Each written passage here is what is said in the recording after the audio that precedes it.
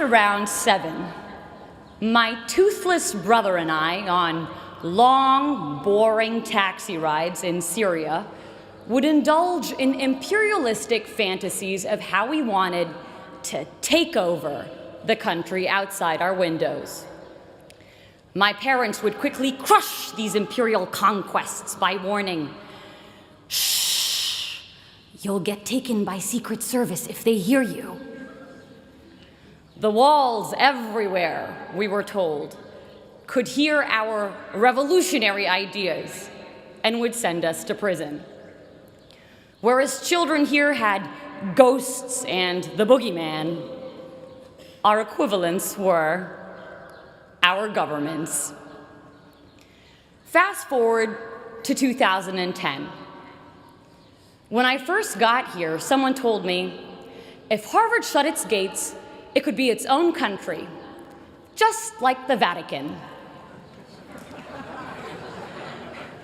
As I've walked through this place every day for the past 4 years, I was struck by how true this idea was. I saw it everywhere. The Harvard nation. I saw it in the big and obvious things. We had our own version of the Statue of Liberty, the John Harvard statue, our own embassies, the Harvard clubs of Boston and London, a tax collection agency, the Harvard Alumni Association, and an endowment larger than more than half the world's countries' GDPs. We also had our own diplomatic passports. Nowhere did I see this more clearly than at US Immigration at Boston Logan Airport. Whenever they saw I was coming from the Middle East, "What were you doing there? Why are you here? Why did God make you from the Middle East?" But I made sure I dressed like our overly proud Harvard dads, with Harvard hat, Harvard shirt, Harvard shorts, and Harvard underwear. And as soon as they saw I was a citizen of Harvard, "Oh, you go to Harvard? Surely you must not be a national security threat. Welcome to America." And suddenly, all the gates to the American dream opened wide. I saw it everywhere, this Harvard nation, but I saw it not just in the hard structures, but more importantly, in its invisible institutions, the invisible scaffolds around and undergirding the hard institutions. I saw it in the quarreling columns of the Crimson newspaper, its kung fu fights of ideas and lively student debates, with the potency to propel policy changes by the next morning's print.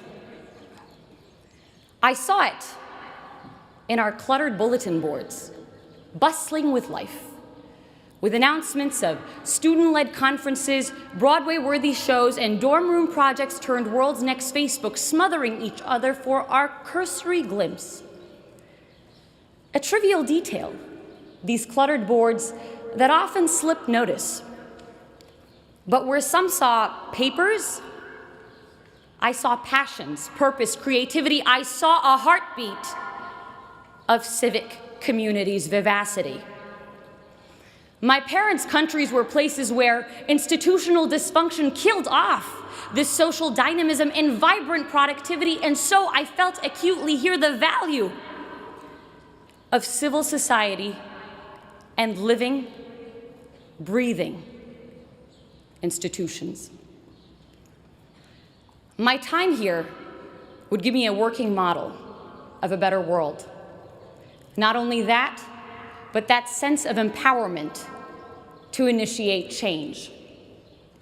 You see, with those spying walls still lurking in my memory that constrained the little Napoleons in my brother and me, you might imagine my shock when, in one of my first classes here, I suddenly found myself debating a president. So it's the 1990s. Our negotiations class professor set the stage. A war is about to break out between Ecuador and Peru. How will you stop it? I raised my hand to respond. Wait, Professor Shapiro stopped me. Tell the president what to do. And in walked the Ecuadorian president. In bringing the president to me, in having me speak to and question a shaper of history and experience the value he saw in my view, Harvard would make me feel I too could be him. I too had the power to shape history and not just be passively shaped by it. That sense of infinite possibility we have as children to think big and conquer great things was returned to me here. A less despotic version of it. But what seemed intractable problems of the world became opportunities for me, for us, to change things. You know, when I first got here, my name was Sarah. After Harvard, it would become, hey, Harvard! With people stuffing 378 years, 5,000 acres of real estate, the entirety of Widener Library, and 32 heads of state all into my 5'6" self. Ridiculous as it is, there's a strange reality to it. Arab-American author Renda Jarrar pictures inhabiting a new place as running barefoot, the skin of our feet collecting sand and seeds and rocks and grass until we had shoes made of everything we'd picked up as we ran. And running through Harvard Yard over the past 4 years, the skin of our feet collecting a world of experiences. We each become this place in a strange way. Each of us picking up bits of people and history and ideas that changed the way we saw the world.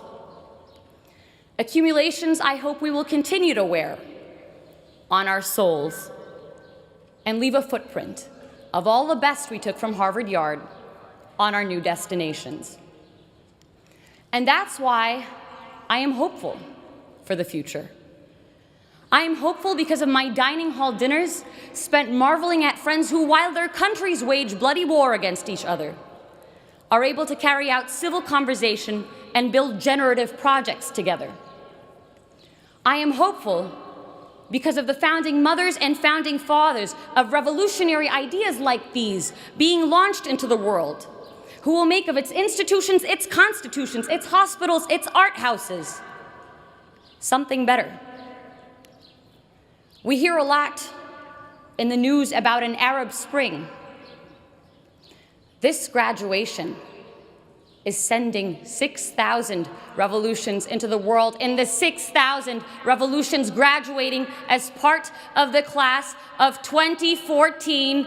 If we take those revolutions, those great ideas sparked behind Chipotle burritos and Starbucks coffee cups in our version of Tahrir Square, Harvard Square, out with us into the real world, into the real Tahrir Squares, and make something of them. Revolutions not in arms, but in minds more powerful and permanent and pervasive. For this isn't a Ukrainian revolution or an Arab Spring, but a global revolution. This is the Harvard Spring of 2014. This is the Harvard Spring.